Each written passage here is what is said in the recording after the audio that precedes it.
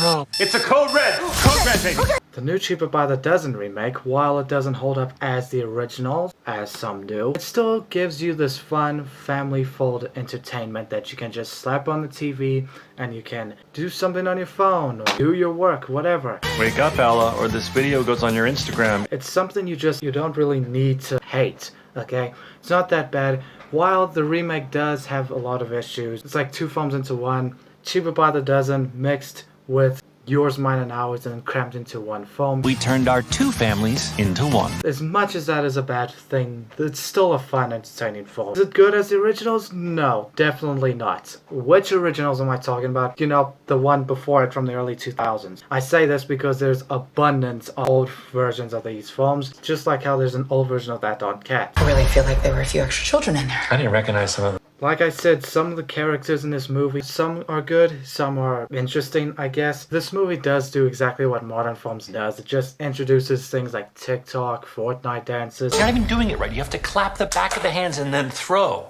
But it does it in a fun, interesting way that you can just roll your eyes at, don't have to pay attention to it later on, and it doesn't affect the movie. Unless you're one of those people that just hate movies in general. You just see this one scene and now the whole movie's ruined for you. Which in that case, stop watching movies.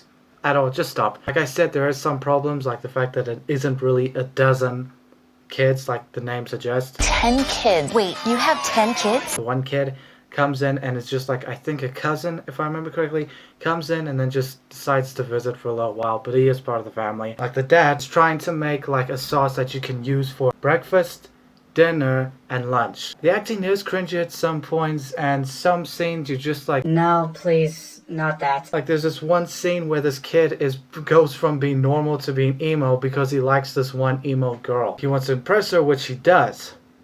He gets more bitches than me. I respect that. And of course, it does touch upon like real life issues like racism and all that. So again, if you're like one of those people that just sees stuff like that in a movie and just like hates the film entirely because of that, Shut the fuck.